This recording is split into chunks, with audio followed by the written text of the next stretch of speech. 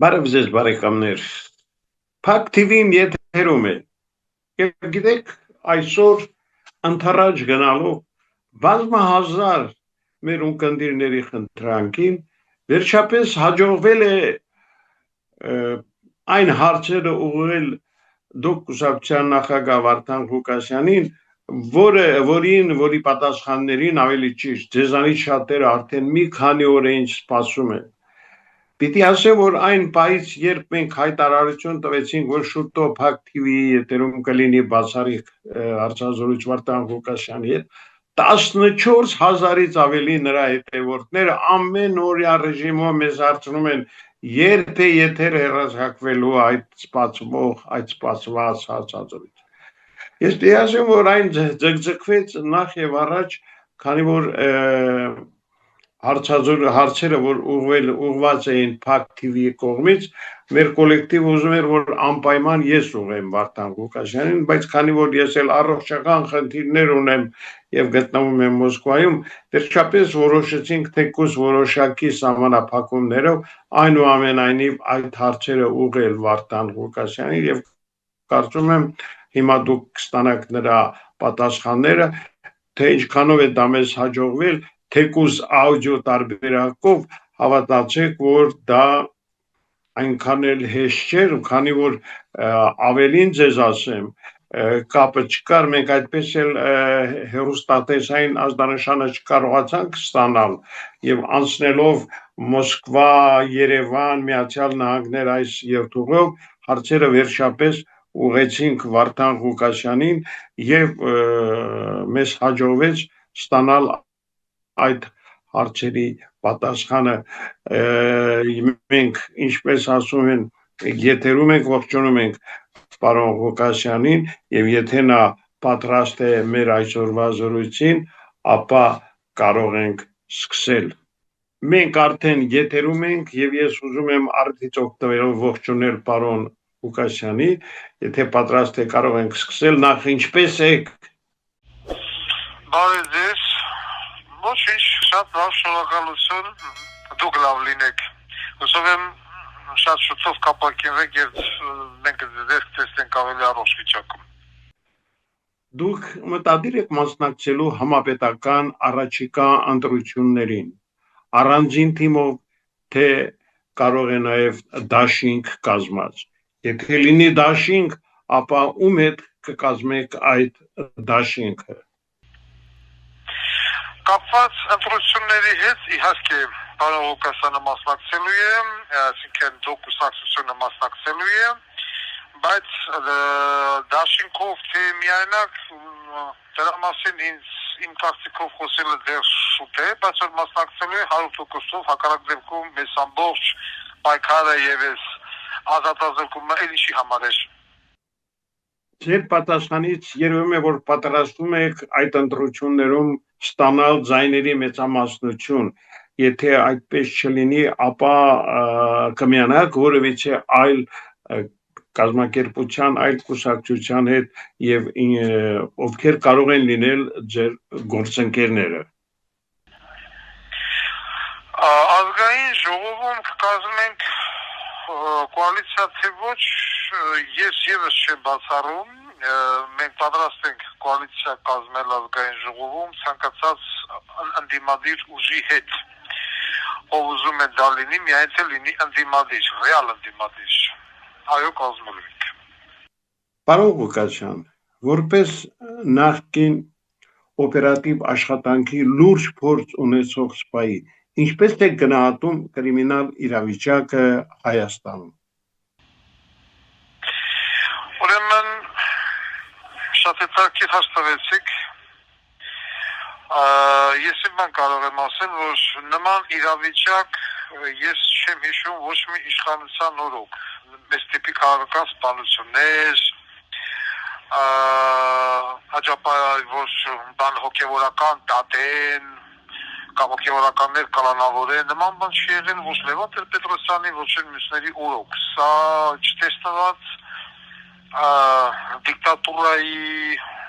ինչ ասեմ, արտահայտման ձև է, որը որ չի եղել եւ չկա ոչ մի երևակայի հետխորհրդային սովետական պետության որևիցե մեկի տարածքում։ Եվ այս հայտարարակ այդ իրավիճակը, այս ժողովրդի ռադիկալ անտարբերությունը առհամարակ այս ամեն ինչը նկատсан ինձ ուղղակի զարմացնում, բայց ավելին ինձ զարմացնում է ամենալ հայոց կաթողիկոսի եւ այլ բարձրաստիճան հոգեվորականների քարլռությունը Աջապայրանի հարցում։ Ես նման կաթողիկոս չեմ տեսել իմ այսպես ասած կյանքի ընթացքում կամ առասարակ պատմության ժամանակ չենք էլ անցել, որ ինչ-որ մի իշխանություն վեկալի բարձր դասի հոգեվորական գլխին սարքի 5 տարի խփին ուղղակի բերդ եւ եկեղեցին դրանում լռի։ Այստեղ հիշեցի հայտնի դեպքը, որ տեղի ունեցավ, երբ որ Վարդան Ղուկասյանի ճնշման միջոցով այն Ղարաբաղցի անձնավորությունը չդատապարտվեց, որ ամեն տեղերից ժողովուրդնական հավաքման դատարանի դեմը բոլոր տեղ դրել էին Արա Գևորգյանի երաժշտությունը, ամբողջ համացանցը տրակում էր, այդ մարդուն բացողեցին եւ որոշակի ուժեր, ռոբականներ, ստեժականներ հելանացին, այդ մենք արեցինք, որ այն Ղարաբաղցուն չդատեցին։ Բայց եթե դուք արեցիք, որ Ղարաբաղցուն չդատեցին, այլ որտեղ Վարդան Ղուկասյանը, որ վիճարկում էիք եւ հատուկ այդ մարդիկ ունեցան տղամարդկություն, հելանացեցին, որ ոչ դա Վարդան Ղուկասյանը արեց, բայց հիմա Վարդան Ղուկասյանը չկա, բանից հանեիք Աջապարյանը չդատվեց, բախի չարեցիք։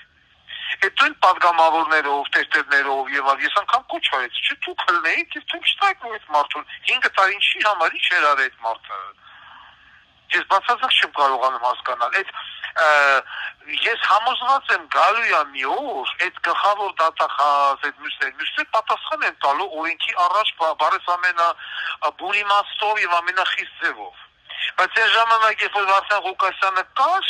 այս կարգի բարդակ գոյություն չուներ։ Չունես, էլի ինչ-որ մի բանից վախենում են, հիմա փակեցին X ժամանակով Վարդան Ղուկասյանի բերանը եւ խոսափողը, բարդակել է ժողովրդին ուտում է, բանակը շինումա տարյուկ ես, այդ ցեղասպանության այդ շուշամալին է կպսը, մարդկանց են ով ոնց ուզում դեկալում տանում փագում, կամ էս բանի, մերձավանի սպանություն ասում են անձնական հողի վրա, դա անձնական սպանություն չէր։ Կամ որտեղ եք դեսպանատան կամ հյուպատոսարանի տարածքում թեկուս մարդը ինքնասպան լինի։ Այդ ինքնասպան եղավ։ Ուրիշ տեղ այդ հյուպատոսը բայց ինքնասպան չէ լավ, երբ որ քաղաքացին մտել է ներսը օգնություն ախնդրամասում այս էքստրադիցիա արեք։ Դուք անցել դուս մարդու թողում եք ու մեկ էլ բարձր մարդ ինքնասպանություն ագործե Խանչալը ձեռը ո՞նց է մտել դիվանագիտական տարածք։ Ու ինչի ոչ մեկ չի խոսում դրա մասին։ Ինքես գլխավոր դիվանագիտի աչոտ տալի ժողովրդին։ Հյուպատոսության տարածքում մարդ է ինքնյան մորթը, ինչի համար։ Մի խոսքով ես հիմա համոզված եմ, որ ասա միշտ չկա հետ ինչի իշխի այդ առաջին։ Այլ մարդիկ ովքեր որ ասում են, իա հայոյանքները, ես ինչ հիմա երնեք են տալի Վարդան Ղուկասյանի հայոյանքներին, ասում են ուր երեմ է հելնել մեկ գյոզալա կամ կարծիք արտահայտեր, որ ասես բան տեղի չունենար։ Ուրիշ ինչ ունեք ասելու ձեր հետևորդներին։ Ես նորից պետք է կրկնվեմ, որ անցած գնացած իմ աշխատանքային կարիերայի ժամանակահատվածում մենք ցես բարդակ իրավիճակ երբեք չենք հիշում եւ չեմ էլ մտաբերում, որ նման բանացել ունեցել մեր երկրում։ Նորից անդրադառնամ Մերձավանի սպանությանը, գիտեք ինչ, ես իմ մասնագիտական կարծիքով կարող եմ ասել, որ սա անձնական հողի վրա կատարված սպանություն չի, դա բացառվում է։ Անձնական հողի վրա կատարված սպանությունը չեն գալիս բոլորին միասին գնդակահարում ու գնում, այսինքն եթե նպատակ ունեն հարց լուծելու, իրանց հարցը լուծում են կոնկրետ մեկի հետ, հիշում եք մի հատ մարդ կար, մտավ բանկեր, ուր մտավ քենուն խփեց, վերջում իրան խփեց կամերայի հետ աշխարհը չկողինեցած մարդու վրա չկրակեց, այդ դա անձնական էր։ Եթե կամերայի աշխարհը նախի զինվորական էր համակարգի աշխատողը, հանքելու խփեց, համիա խփեց, այդ դա անձնական էր։ Իսկ այս պարագայում գալ դնել բոլորին կռսնել, վերջում մոտենալ, հանգիստ, տուգել, դա մերելա թե չի մերել ու թողել գնալ, դա անձնական չի, այսինքն կիլերը վստահ եղել է անպատժելիության վրա։ Գումարը վերցել է, ով կողմերել է, կպցել է, գնացել եմ ասում են գցել ենք, էսա էնա։ Չգիտեմ, ու Էվեդի մինիստրներ ծրված ասեղ դեմքով գալի տնկվմատեղ, ոտես ինչ ես եք է տնկվե, դուք եք ղրգե, այդ կիլերին դուք եք ուղատկել, և սա մեսիջ էր Էժմիածինի ընտրություններից առաջ բոլեմեն է ընդիմադիր մարդկանց, որովհետև այդ տղան, այդ Մերձավանի տղան, միակ մարդն էր, որը Նիկոլին կրեց և ցույց տվեց, որ այո, հնարավոր է այդ վիժվածքին կրել։ Եվ այսօր այդ մարդու նկատմամբ եղան հաշիվս հետ ասած ինչ վերաբերում ասեք բանը Լեննականում էլ Վարդան Ղուկասյան, ես Լեննականի Վարդան Ղուկասյանին ընդդիմադիր չեմ համարել, ինչ հետևություն կուզե թո են է,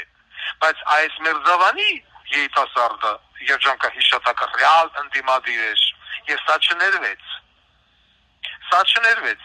և ես հիմա ուզում եմ հորդորեմ բոլոր այն անձանց ովքեր որ պատրաստվում են ընտրությունների տեղական ինքնակառավարական մարմիններում զինվեն համարձակությամբ համախմբվեն և միասնական գնան և չենթարկվեն աջ ու ձախ պառակտողներին Այնտեղ ես նայում եմ, թե ինչա կատարվում, բևեր, չգիտեմ, մյուսներ, այնտեղ բանակ-մանակներ և այլն, մեկը մեկի կապնել, վիրավորել, դա ինչի համար է արվում, դա արվում է, որ այդ մարդիկ ռեալ ատելության ալիքը Նիկոլի վրայից ցրում են ու սկսում են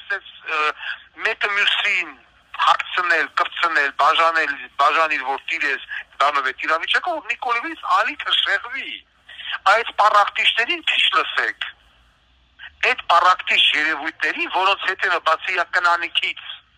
ու մեկ էլ կարող է հարևանի մարդուց կամ կնկամարտուց ուրիշ մարդ կանգնած չլինի, նման մարդկանց մի լսեք, սիրելի ժողովուրդ,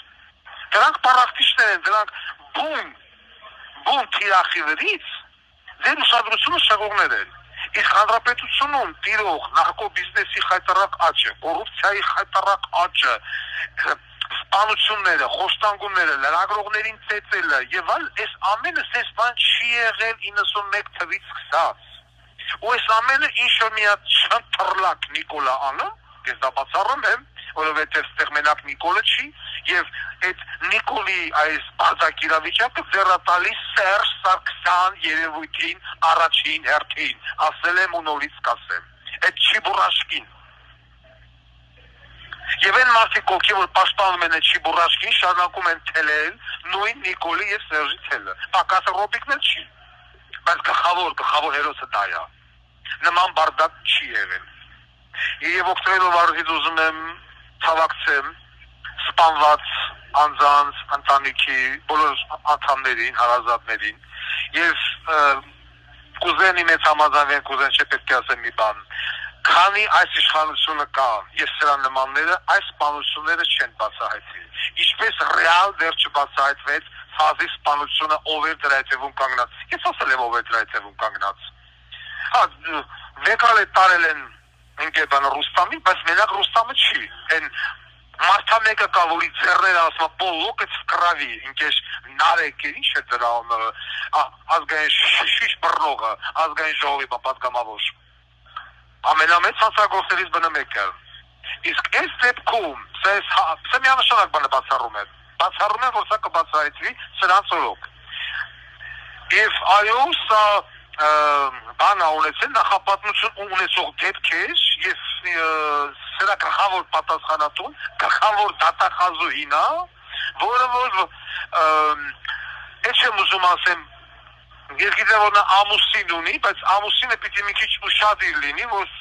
որովհետև գլխին աճել են կոտոշներ։ Սա կուլտուրական տաղավար է, կուլտուրական կարտահայտ է։ Տղա ջան, գլխիդ կոտոշներ են աճել, մի քիչ ուշադիր եղի։ Ցավակցում եմ եւ սա կբացահայտվի միայն այն ժամանակ, երբ որ կա նորմալ իշխանություն։ Ես ամենադեպս խոստանում եմ, որ բոլոր քաղաքական սպանությունները, որոնք որ կատարվել են Հայաստանի Հանրապետությունում, ենթակա են բացահայտման։ Հայաստանում չկա այդպիսի մի սպանություն, որ չբացահայտվի ցանկության դեպքում։ Նամանավանդ եթե գործը արում են պրոֆեսիոնալները։ Այսքանը եւ շնորհակալություն եմ հայտնում ձեզ ինձ ձայն տրամադրելու եւ հրավիրելու համար։ Հաջողություն, լավ եղեք։ Չէ բարեկամներ, դե մենք կարողացանք վերջապես երկարատև ընդմիջումից հետո ուղիղ կապ հաստատել Վարդան Ղուկասյանի հետ, եւ պիտի ասեմ, որ Այսուհետ շաբաթական մեկ անգամ այդ կտրվածքով հավանաբար կշարունակենք զրույցը նրա հետ, քանի որ դա շատ կարևոր է, իսկ ամենակարևորը նրանք, ովքեր չեն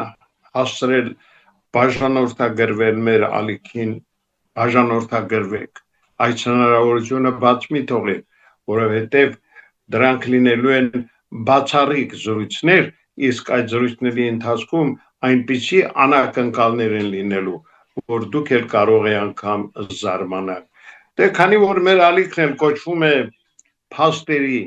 անակնկալների եւ իհարկե կարծիքների հերոստալիք,